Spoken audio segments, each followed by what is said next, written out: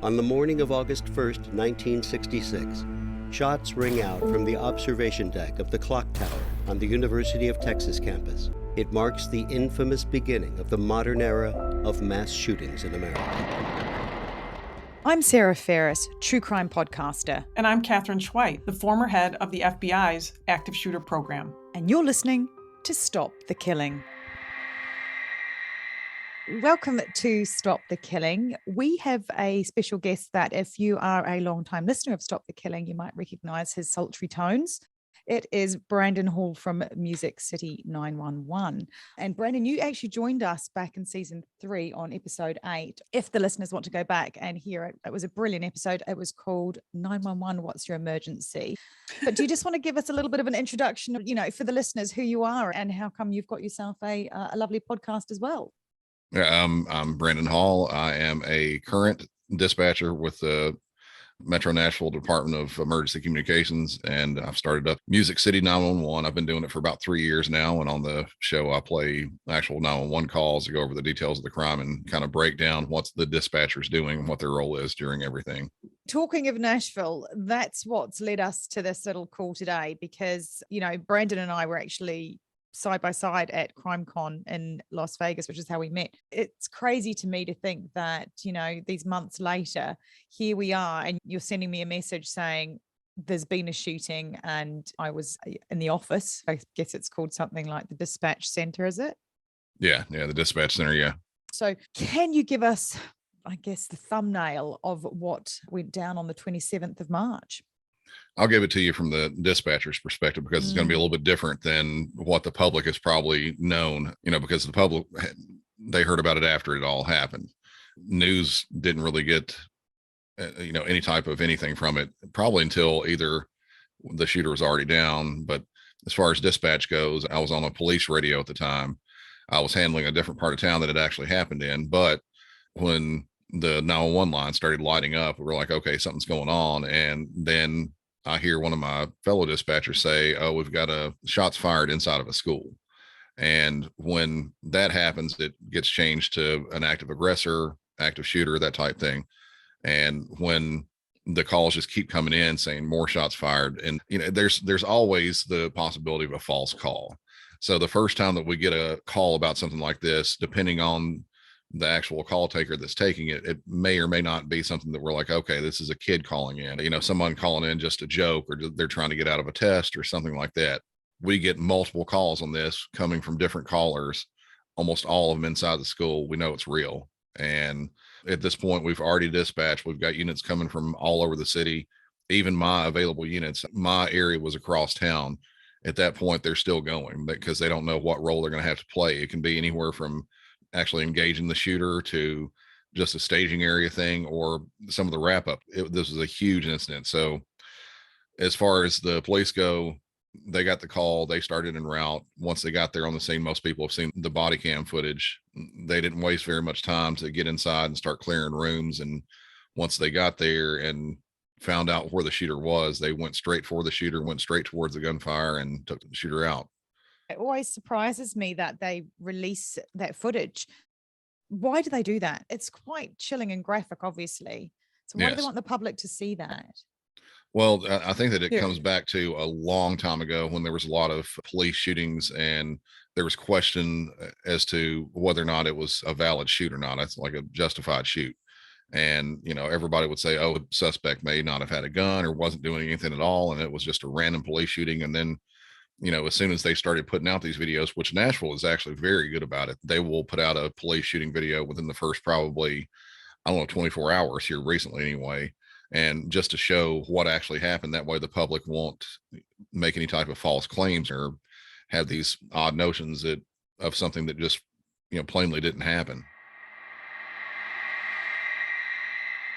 So we've got the shooter down at this stage. What sort of time frame did it take from, say, the first calls coming in to the perpetrator being down?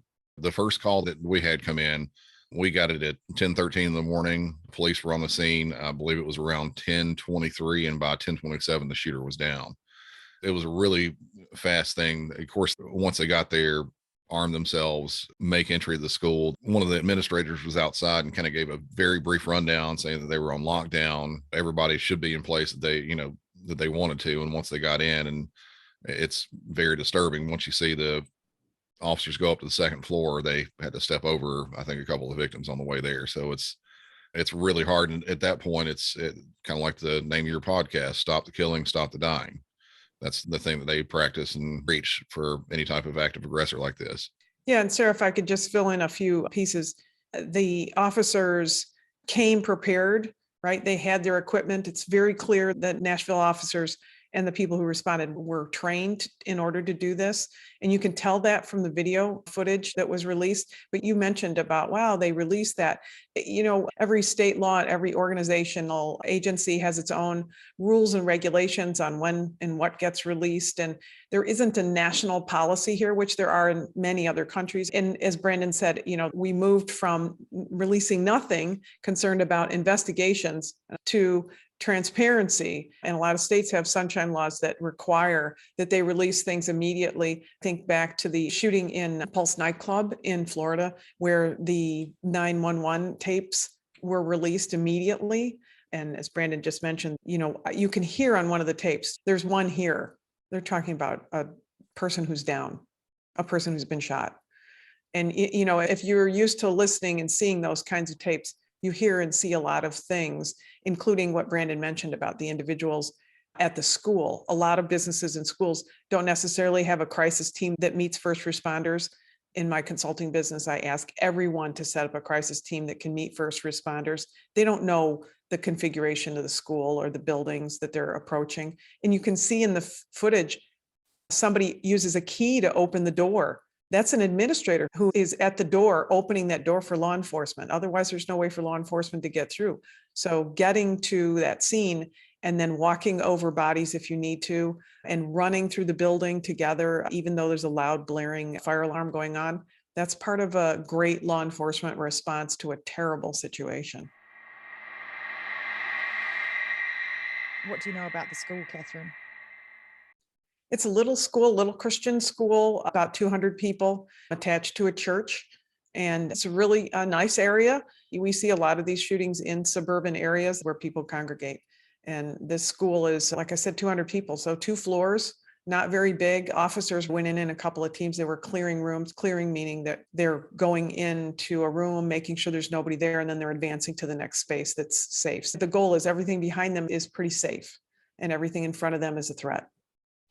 Can either of you speak to how the school reacted when they found out there was an active shooter in there? Oh, go ahead, Brandon. As to the actual school, what their policies are, I'm not exactly sure, but what I've read so far is their lockdown procedure probably actually saved a lot of people doing that. They practice 3 times a year. Yeah, least. Exactly. It seemed as though, and you could see this with the officers when they were going through, they were checking doors and there were several doors that were locked. So that's a very good thing. I mean, if you think about it, the shooters going through the hallways may be doing the same exact thing.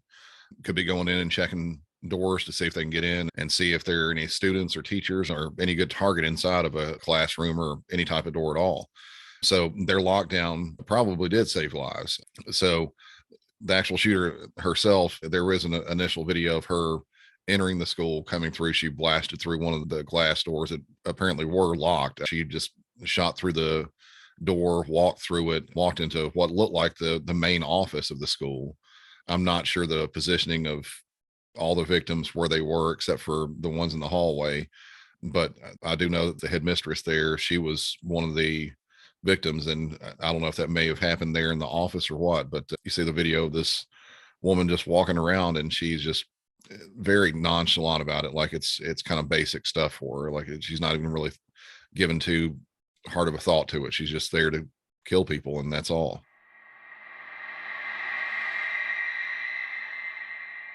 Let's go back to the glass doors, Katherine. Yeah, because, it's easy to get into any building. If you're determined to die, you're willing to do it. We can get into practically everywhere, right? Parliament and, the White House. So I think, that's the frustration right now. I hear a lot of people comment about access to the door. Oh, we need to harden the targets. We need to harden the targets.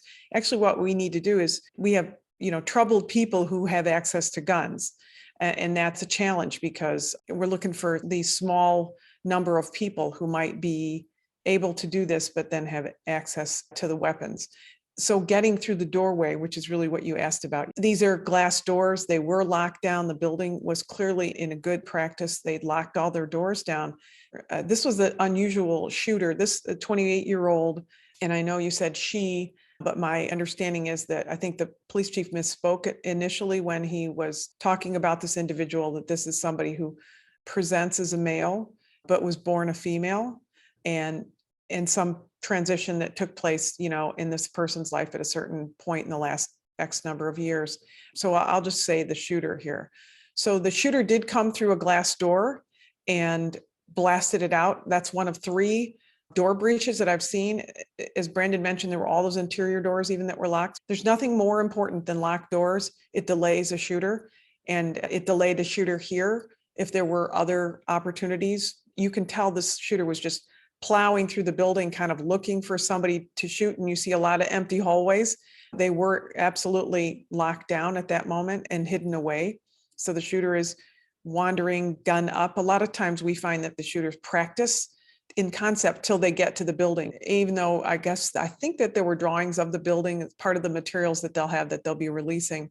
But also this person had gone to school there as a younger child, so knew the school configuration. And I know 3 school shootings where a door was breached: Red Lake up in Wisconsin, Sandy Hook in Connecticut, and then Covenant in Nashville, where doors were breached by shooters, which makes people say, well, maybe we need to have bulletproof exterior doors on schools. And those are available. I've talked to some of the companies that manufacture those. They're expensive.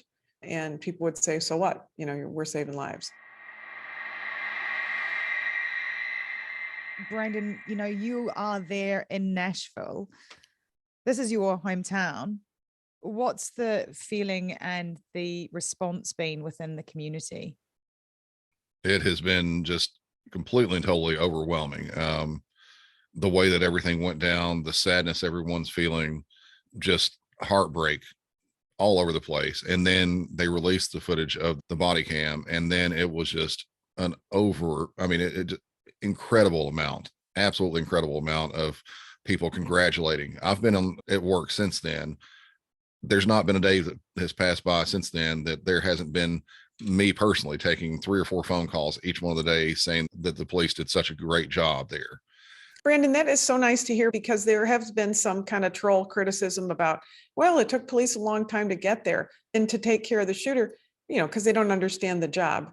So what was the feeling like in that dispatch center that night? Can you paint us an image? Yeah. So for us at the time that it all happened, I can't recall exactly how many people we had working the phones, because we're actually a linear type system for dispatch. So instead of the person taking the phone call and dispatching on the radio, we have either call takers or radio dispatchers, just because each are so busy. And at the time, I think we had maybe around 12 or 15 people on the phone. Wow. And then our radio section, it has, I think, about 14 radios total, including fire and some of the administrative type radios. But that first call comes in and everybody kind of sits up in their chair. And once the more calls start coming in, everybody starts grabbing their extra radio. So like I've got one radio for the time I was working the Hermitage precinct, and I'm listening to the Midtown Hills precinct on the radio to see what's going on, because I'm going to have officers going over there too. So I'm wanting to give everybody updates on my radio that might be going over there. And we didn't know. While we were listening to the radio, hearing the updates, seeing the updates in the call, at the time, we weren't sure if they were victims or not. It wasn't clear. So once the police department got on the scene and started sort of making announcements saying that, oh, there's one down here, there's 2 more down here, and then you start hearing them saying they're taking fire, I would imagine that's probably the officers that were pulling up outside, and the shooter was aiming down at their cars, which I don't know if you've seen the pictures or not of the police car getting shot, but when all that's going on, everybody is just really on the edge of their seat, wanting to know what's going to happen, if the officers are going to be fine, how many victims there are. And we're also trying to think and prepare if there's going to be just the shooter, if there's no other victim, or if there's going to be multiple victims and we're going to have to do a mass casualty incident. And multiple shooters. Exactly. And there's secondary devices, something like that that could have been planted somewhere along the way. You can't really tell until the entire school is completely cleared and you really find out if there was some sort of a motive behind it and if there was someone working with the shooter. So how long were you there that day? Do you stay extra shifts? Do people just not want to go home? I mean, that's kind of how it was for me at the FBI. You have to kind of send yourself home. Yeah, it's one of the things though, with us, we have plenty of people that come in after for our next shift. At one point with us, with dispatch, the huge role is done. We're playing cleanup and trying to make sure that the unit's in the right place, doing the right thing. And that's a lot of the other thing that people don't really think about are the behind the scenes type things that are not directly there at the school. We had a news media staging area. We had a secondary staging area for the children that were in the school. That way they could be talked to. And then another place past that was a reunification point with their parents. And you had to cover the rest of the city. Yeah, exactly. So we had units that normally are broken up into sectors. They were going all over the city trying to answer calls. And, it does deplete the resources. For my sector in Hermitage, we went from having enough to work the day to several units that were actually on the shooting itself. And when you have that kind of depletion of units, the calls back up a little bit. And something like a car that was stolen, 3 days ago, whereas that might be dispatched relatively quickly, it's going to hold for a little bit now because they're having to deal with higher priority things. There was something similar that happened where this was years ago. We thought there was an active shooter inside of a mall here, and it was just a simple shooting inside of a mall. But we had, I think there was over 100 phone calls from people walking around the mall, and we thought it was going to be an active shooter. And then in the middle of those 100 calls, people were still calling in for other stuff. If they're shortness of breath, heart attack, things like that, they still have to call for it. Love that you say it was just a simple mall shooting. I was just like, so if you're just listening, I was watching Sarah on video when you said it was just a shooting. And Sarah's eyes kind of rolled and her head went back a little bit. I know. I just also know Brandon as well. And I remember when we talked last time, Brandon had talked about, I think you called it like the pretzel moment in your job. Oh, yeah. It's kind of the point in your career when you're in, really any type of first responder type thing where you've seen enough, you've heard enough that I won't say that you've lost your morals, but there's a piece of you that's kind of gone away. And for me, it was when been there for maybe a year or two, I guess, something like that. And at that point, I was actually just a police only dispatcher. So I got hired by the police department and we had fire dispatch that was upstairs. They did all their stuff separately. And what we would do is when we had a phone call come in on 911, if they needed medical, we would transfer them to the fire department upstairs and we would sit back on mute and listen to see if the police were needed. If it was something like a simple heart attack or something like that, that's fine. We disconnect the phone call. There's nothing that the police need to go on. But if there's some sort of a crime involved with it, like a shooting, stabbing, something like that, then we'll go and we'll get the information after they get the paramedic started. For me, the moment that she's talking about is a woman had walked inside of her house, found her father passed away on the couch. I transferred her up to the fire department. I hit mute on my phone and I started listening to see if there was any type of foul play possibly involved, if it sounded like it was natural or not. And the whole time this woman is just sobbing her eyes out and I'm eating pretzels. Like it's just very regular. And because it is, it's terrible to say it like that. We deal with death nearly every single day. And, as far as like the simple shooting thing, we have a shooting somewhere in Nashville or anywhere else really nearly every single day. Most of the time it's drug or gang related or something like that. And I don't want anybody to be shot, but the people who are doing this for the most part are people who they kind of chose that lifestyle. They knew what they were getting into. This that happened in Nashville on Monday, that was not anything that anybody signed up for. Did you then find yourself reacting differently than you would on a normal work day? Because I know, when we have spoken in the past, you've said you just can walk away at the end of the day and not know how it's going to unfold often. So you'll leave a call and still not know. But how did this case differ for you? Yeah, it wasn't that I know that some people, they were probably in tears. They were probably crying heavily because of it. And I'm not a person like that, but when I walked out of work, I was like, it's going to be heavy on my mind and everything. And I got home and I was actually going to start working on my next episode. And when I sat down, I was just scatterbrained. I had so much mentally that was taken out of me that day. I couldn't finish up, and I've just decided to delay and, just take a couple days to sit back and get my thoughts straight about everything. It's different for everybody though. We did have dispatchers that were, just breaking down completely afterwards. And that's one of the biggest things too. You deal with what's in front of you right when it's going on. And then afterwards, you deal with it however you see fit. And that's what a lot of them did. Part of the job. Yeah. Yeah. Well, it's part of the job, but it's not a part of the job that everybody has. I think sometimes when you two are both in this role and you have been your entire careers, maybe you don't have that perspective that outside other people are just going to retail jobs that they can walk away from and it's not a heavy burden. Yeah. And it's the same with people that work in, I've got friends that are GPs. They can't walk away because it's life and death. You guys come with a bit of a superpower. If you don't serve and do what you do so well, then it has such massive consequences. And I just think it's such a burden to have as a job. And, it's an incredible thing that you do.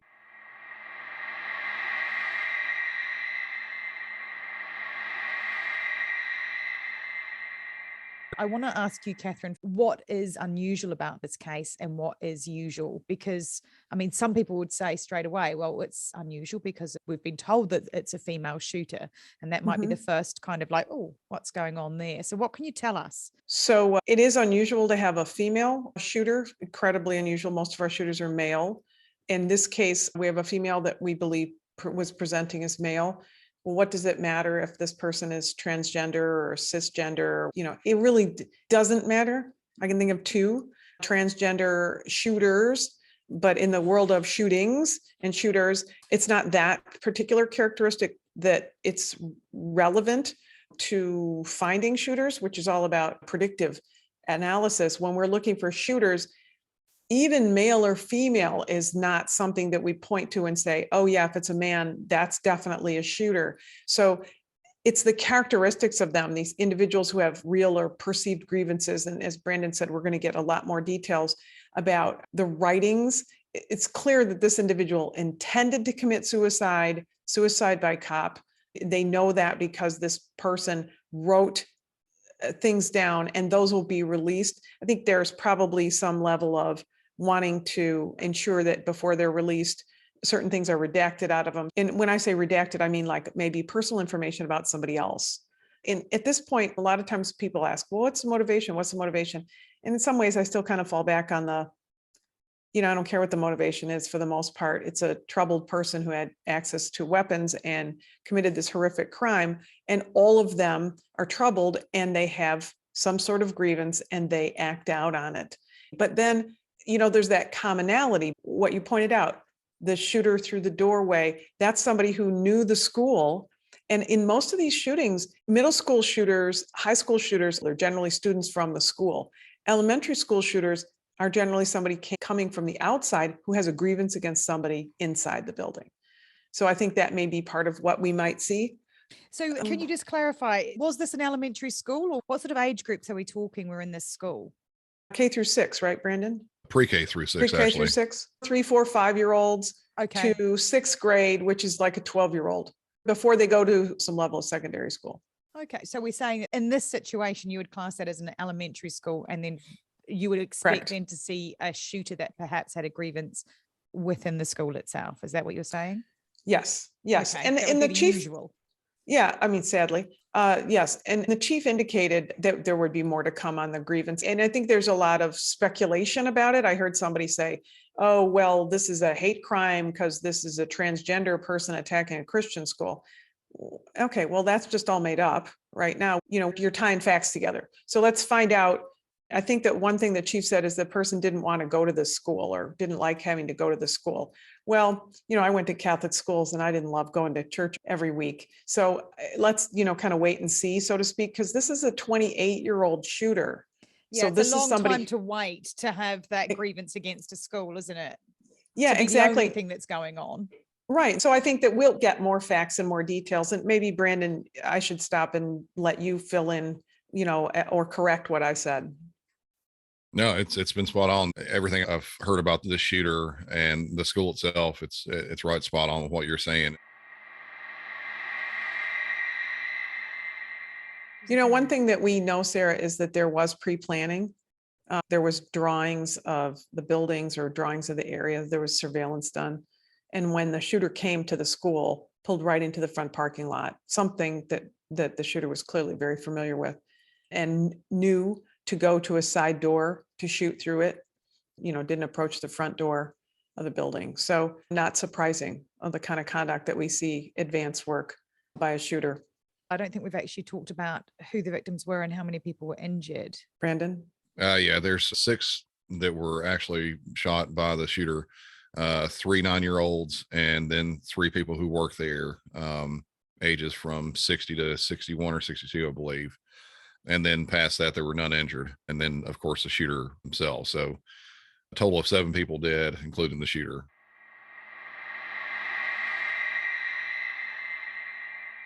Katherine, what can you tell us about the lead up to the actual incident itself? Do we know anything about how it unfolded with the perpetrator? We don't. I think law enforcement has been very smart and circumspect to wait until they have all of the information. They continue to release information in press conferences as they gather the information. What we do as investigators all together, fire, police, emergency responders, whoever else is involved, is then we start working backwards. Who is the subject? Who is the killer? How did this person get to this location? And we build a calendar backwards. That's what we do in every investigation of this kind of shooting. And the police are still doing that. But once a shooter is down, then you want to be thoughtful and make sure you do it right. You don't rush pieces of information out because there's no value in that. Has there been anything that you've come across that you feel is leakage? These usual tells that we often talk about. Yeah, Brandon, do you want to speak to the former friend or the acquaintance of the shooter? Yeah, actually, that's something that I haven't seen a lot of people talk about, but I'm sure this is one of the things that they really should get ahead of. I actually may have heard a clip of the call where she called in and the dispatcher said correctly, we can't just send someone out to check this because there's no address. Most people think that dispatchers, police, we have some sort of a supercomputer that can ascertain the current location of every single person in the world right now this second. It just is not the case. If the timelines are correct, which I believe they are, I believe that the shooter actually got into the parking lot at 9:53 in the morning and started sending messages to a former, I believe it was a basketball teammate or some sort of a sports teammate, saying that she was, they were suicidal type messages. And that was at 9:57. And, somewhere in there, the shooter went in and started shooting after that. But the problem that we have with it is the timing of all of it. Some people might say, oh, this could have been prevented. Not really. There was too small of a gap in their time wise to make that happen.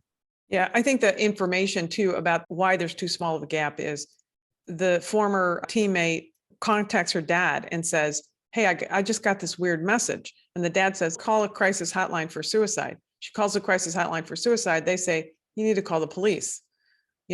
She calls the police, and by then the shooting's already underway. And as Brandon said, she doesn't know where this person is. And I think this really speaks to the urgency. When you hear something, my gosh, you have to report it right away. And, Brandon, I wanted to ask you about this specifically. I had several people ask me in the media world this week about this particular thing. And they said, why did the dispatchers from the suicide hotline tell her to call non-emergency instead of 911 emergency? As to why they would say that, I'm not sure. But if I've read correctly, because I've just seen the one article on it talking about the friend calling, I believe she actually called our local sheriff's department first, and they may have actually transferred her over. I'm not sure about that, though. As far as the sheriff's department, there's a different role here in Nashville than it is with most other places. Usually a county sheriff, they handle law enforcement stuff. They go out just like police. In Nashville, it's not the same. They handle civil warrants and they operate the jail system here. So if they get a call like that saying, oh, I've got a friend who's wanting to commit suicide or whatever, they're not able to handle that. They have no law enforcement abilities in that regard. So they would have to transfer it over. And I think that's what just happened. I think that it was transferred over. I'm not sure where the suicide hotline came in, but yeah, something like that. If it's a person saying they're going to kill themselves, 911 should be called. Yeah, that's absolutely my question is, should 911 be called? Yes. You know why I ask that is people are so hesitant to call 911. They don't want to bother 911. Some people, yes, but a lot of people, no. If you can imagine this, this is a scenario that a lot of us have talked about since this has happened. Can you imagine that you were trying to call 911 because there's someone walking through the hallways actively shooting people, and you're calling 911 and you can't get through to 911 because someone's calling to report that their car was broken into overnight? That happens. That should never, ever happen. If you have your car broken into overnight, you don't know the suspect, they're not out there, there's no chance of seeing the suspect right then and there, do not call 911 for that. Call non-emergency number every single time. You could be tying up a phone line that someone could be calling in absolutely critical information about something like a mass shooter, their current location, how many victims there are. They could be standing over one of the children or the people that are shot and be able to give emergency medical aid, but they can't get through, maybe because you're calling on the phone about this small minor thing that could be handled later.